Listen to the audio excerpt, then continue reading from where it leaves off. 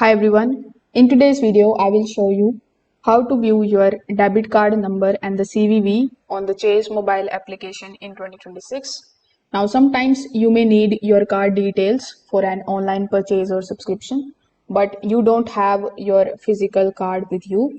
So the Chase app allows you to securely view certain card information directly from your account. So here is how you can do it. First of all, you need to open your Chase mobile application on your phone. Over here, simply provide your user ID and your password and simply log in into your account.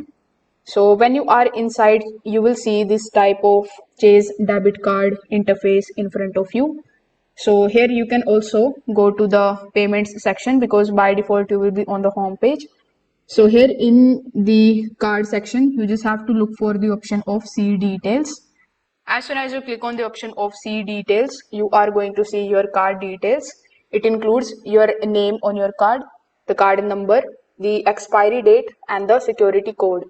So if you want to copy any one of these, you can just simply press the copy button right next to it. And you can also see it is debit MasterCard. So this way you will be able to view your debit card number and bunch of other details of your debit card in the Chase application. If this video helped you out, make sure that you like this video and subscribe to the channel. Thanks for watching.